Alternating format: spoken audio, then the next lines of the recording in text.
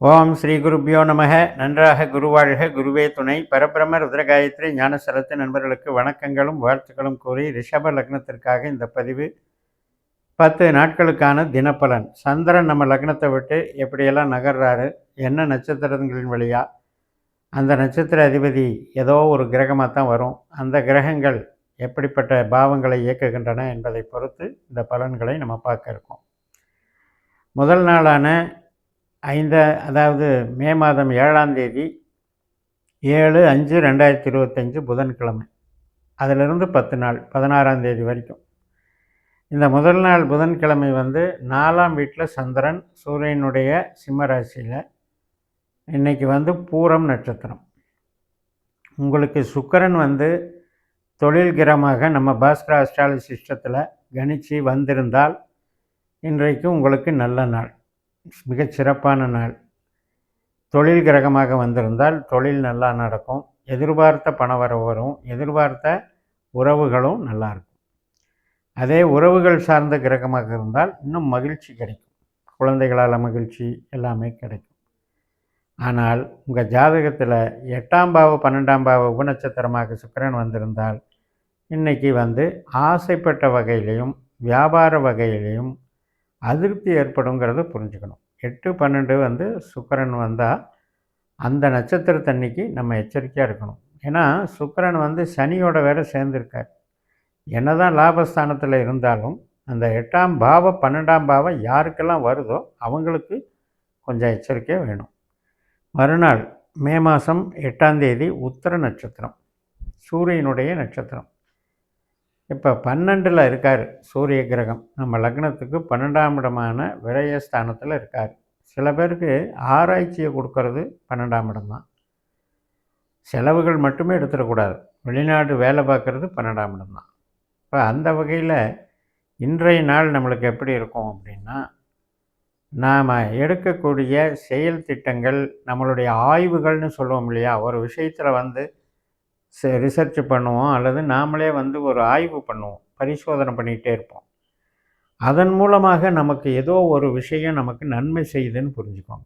அந்த மாதிரி ஒரு பிரயாணத்தினால் நன்மை, ஒரு விஷயத்தை டீப்பாக நான் செக் பண்ணேன், அதில் எனக்கு ஒரு புதிய ஒரு கண்டுபிடிப்பு கிடைச்சது, அது நமக்கு பயனுள்ளதாக இருக்குது, அப்படியெல்லாம் ஒரு நல்லது நடக்கும்.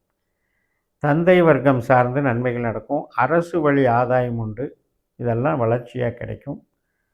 எப்படி இருந்தாலும் நமக்கு வீடு சார்ந்த விஷயத்துக்கு மூலதனம் போடுறதோ அல்லது வீடு கட்டுறவங்களுக்கு கொஞ்சம் அதற்கான மெட்டீரியல்ஸ் வாங்கிறதுக்கான சுப செலவுகளோ நடக்கும். மே மாதம் 8ஆம் தேதி இந்த உத்தரம் முடிஞ்சு மே மாதம் 9ஆம் தேதி வெள்ளிக்கிழமை அஸ்த நட்சத்திரம். 5ஆம் வீட்டில் சந்திரன் அவருடைய நட்சத்திரத்திலே இருக்கார். நம்ம லக்னத்துலேயும் சந்திரன் இருக்கார், 5ஆம் வீட்லேயும் இருக்கார், 9ஆம் வீட்லேயும் இருக்கார். அப்போ இது 1, 5, 9 அப்படின்ற ஒரு கான்செப்ட் என்ன அப்படின்னா, ஒரு இறையருள், பாசம், நேசம், சந்தோஷம், குழந்தைகள், குதூகலம், உறவுகள் எல்லாமே நல்லாயிருக்கும். கோயிலுக்கு போகிறது, ஒரு சுப நிகழ்ச்சிகள் சம்மந்தப்பட்டு நாம் முன்னெடுக்கிறது, திருமண விஷயமாகவோ எந்த விதமான சுப நிகழ்ச்சி, நம்ம குடும்ப உறுப்பினர்கள் சார்ந்த சுப நிகழ்ச்சிகள் எதுவாக இருந்தாலும் இன்றைக்கி நல்ல சந்தோஷமாக நடக்கும். ஒரு தெய்வ அனுகூலம் கிடைக்கும். மற்றும் நமக்கு கலை துறையில் இருக்கவங்களுக்கு நல்ல படைப்புகளை உருவாக்கக்கூடிய ஒரு சந்தர்ப்பம் ஏற்படும். அதாவது உங்களுடைய திறமைகளை வெளிப்படுத்தக்கூடிய ஒரு வாய்ப்பு உருவாகும். மே 10ஆம் தேதி சனிக்கிழமை, சித்திரை நட்சத்திரம். இது செவ்வாயினுடைய நட்சத்திரம். 2 பாதங்கள் கன்னி ராசியிலையும் 2 பாதங்கள் துலா ராசியிலையும் இருக்குது. செவ்வாய் நமக்கு 3ஆம் இடம், தைரியம், தன்னம்பிக்கை கொடுக்குறவராக உட்கார்ந்துருக்கார். அதனால் ஒரு சிலர் பார்த்திங்கன்னா திடீர்னு ஒரு துணிச்சலில் ஒரு முடிவு எடுப்பாங்க, அசட்டு துணிச்சல்னு பேர். அந்த தைரியத்தினால ஒரு பெரிய வெற்றி கிடைக்கும் இன்றைக்கி. இப்போ அது துணிச்சலாக போய் நம்ம ஒரு காரியத்தை முன்னெடுத்து பேசுகிறதா இருக்கலாம், ஒரு தகவல் தொடர்பில் ஒரு துணிச்சலான ஒரு முடிவு எடுத்து ஒரு ப்ராஜெக்டில் உங்களுடைய அறிவை பயன்படுத்துகிறதா இருக்கலாம், அதன் மூலம் வெற்றி கிடைக்கும். அதே மாதிரி தான் ஒரு உறவுகள், திருமணத்துக்கு வரன் பார்க்குறோம் அல்லது சொந்த பந்தங்களில் அண்ணன் தம்பி இந்த மாதிரி உறவுகளில் இரத்த சம்மந்தப்பட்ட உறவுகள் இதில் எல்லாம் நம்ம ஒரு திடீர்னு ஒரு முடிவெடுத்தால் அது நல்லாயிருக்கும். பல நாள் பிரச்சனை இன்றைக்கெல்லாம் ஒரு முடிவுக்கு வரும், சந்தோஷத்தை கொடுக்கும். மே மாதம் 10ஆம் தேதி சனிக்கிழமை இந்த சித்திரை நட்சத்திரத்தினுடைய தாக்கம் வந்து இப்படி இருக்குது. அதுக்கு அடுத்தது மே 11 ஞாயிற்றுக்கிழமை சுவாதி நட்சத்திரம். 7ஆம் வீட்டில் 7ஆம் வீடு அப்படிங்கிறது நமக்கு ஒரு நண்பர்களையோ அல்லது சுய முயற்சிகளையோ உருவாக்கக்கூடிய ஸ்தானம். இப்போ சந்திரன் வந்து 6ஆம் வீட்டில் போகிறார். அப்போ இந்த 7ஆம் வீட்டுக்கு அது 12ஆக போகுது. இந்த 12ங்கிறது என்ன வேலை செய்யும் 7ஆம் வீட்டுக்கு அப்படின்னா, அவங்களுக்கு ஏற்படக்கூடிய அசௌகரியங்கள், கணவனானால் மனைவி, மனைவியானால் கணவன், அதை கொஞ்சம் கவனிச்சுக்கணும். இந்த ராகுவானவர் சுவாதி நட்சத்திரத்துக்கு அதிபதி, நமக்கு லாபஸ்தானத்தில் இருக்கார், குருவோட நட்சத்திரத்தில் இருக்கார், குரு லக்னத்தில் இருக்கார், 7 பார்க்குறாரு. அதனால் இந்த சின்ன சின்ன பிரச்சனைகள் அது வந்து கிளம்பி கிளியர் ஆகிடும். ஏன்னா குரு நட்சத்திரம் வந்து நம்மளை காப்பாற்றுது. மறுநாள் மே 12ஆம் தேதி திங்கட்கிழமை விசாக நட்சத்திரம், குருவினுடைய நட்சத்திரமே வந்துடுது. சந்திரன் 6ஆம் வீட்டில் இருந்தாலும் குரு வந்து நமக்கு லக்னத்தில் இருக்கார். இன்றைய பலனை குரு தான் வழி நடத்துகிறார். அவர் வந்து செவ்வாய் நட்சத்திரத்தில் இருக்கிறனால இன்றைக்கி ஒரு நல்ல தைரியமும் தன்னம்பிக்கையும், ஒரு பிரயாணம் பண்ணுறதையும், ஒரு ஆவணங்கள் சம்மந்தப்பட்டது, அக்ரிமெண்ட்டு போடுறது, கான்ட்ராக்ட் ஒப்பந்தம் பண்ணுறது, கமிஷன் துறையில் இருக்கவங்க ஒருத்தர் சந்திச்சுக்கிறது, திருமணத்துக்கு வரன் பேசுகிறவங்க ஒருத்தருக்கு ஒருத்தர் இன்ட்ரொடக்ஷன் பண்ணிக்கிறது, இதெல்லாமே நல்லதாக நடக்கும். மே மாதம் 13ஆம் தேதி செவ்வாய்க்கிழமை காலையில் 9 மணி 6 நிமிடத்திற்கு அனுஷ நட்சத்திரம், 9 மணி 8 நிமிடத்திற்கு அனுஷ நட்சத்திரம். இப்போ நமக்கு 7ஆம் வீட்டிலேயே சந்திரன் வந்துடுறாரு. இன்றைக்கி சுபகாரியங்களுக்கெல்லாம் நல்லது. திருமணத்துக்கு வரன் பார்க்குறது மற்றும் ஒரு வீடு கட்டுறதுக்கு அல்லது நல்ல ஒரு குழந்தை பிறப்பு சம்மந்தப்பட்டதோ அல்லது குழந்தைகள் சம்மந்தப்பட்ட சுப நிகழ்ச்சிகளோ இதெல்லாமே நல்லா தான் நடக்கும்.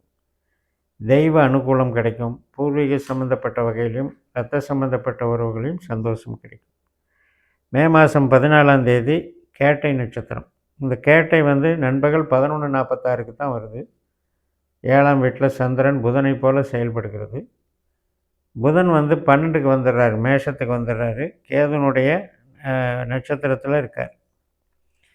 அப்போ இந்த புதன் வந்து நமக்கு ஒரு மூலதனம் பண்ணுறதுக்கோ, கொடுத்த பணம் வர்றதுக்கோ, கொடுக்கல் வாங்கல் செய்கிறதுக்கோ நல்லது பண்ணுவார். அக்கௌண்ட்ஸு சம்மந்தப்பட்ட டீலிங் நடக்கும். வரவு செலவு கணக்கு பார்க்குறது, வெளிநாடு தொடர்புடைய செலவுகள், இதெல்லாம் பிரயாணம் சம்மந்தப்பட்ட செலவுகள்லாம் நல்லாயிருக்கும். இந்த கேது வந்து நமக்கு 5ஆம் வீட்டில் இருக்கிறனால இந்த 12ல் இருக்கிற புதன் வந்து பெருசாக நம்மளை பாதிச்சிட மாட்டார். மே மாதம் 15ஆம் தேதி வியாழக்கிழமை கேதுனுடைய நட்சத்திரம் மதியம் 2 மணிக்கு தொடங்குது, 2 மணி 7 நிமிடத்திற்கு. அப்போ 8ல் சந்திரன் போகிறாரு. இப்போ நம்ம ஜாக்கிரதையாக இருக்கணும், சந்திராஷ்டமம் மாதிரி. அதனால் கேது வந்து 5ஆம் வீட்டில் சூரியனுடைய நட்சத்திரத்தில் வந்துடுறார். சூரியன் வேறு நமக்கு 12ல் இருக்கார். இன்றைக்கி பதட்டப்படக்கூடாது, முடிவுகளை எடுக்கிறதுல அவசரம் காட்டக்கூடாது, தள்ளி போடணும். புது முயற்சிகளெல்லாம் இருந்தது வந்தது, ஒரு இடம் வாங்குகிறோம் அல்லது ஒரு பொருள் வாங்குகிறோம் அல்லது பிஸ்னஸில் ஒரு ஆள் புதுசாக வர்றாரு, டீல் பண்ணுறோம், இதெல்லாம் இன்றைக்கி கொஞ்சம் பொறுமையாக செய்யணும். கடைசி நாள் 16ஆம் தேதி வெள்ளிக்கிழமை பூராட நட்சத்திரம் மாலை 4 மணி 7 நிமிடத்துக்கு தான் தொடங்குது. சுக்கிரன் வந்து சனி நட்சத்திரத்தில் இருக்கார். சனியும் சனி நட்சத்திரத்தில் இருக்கார்.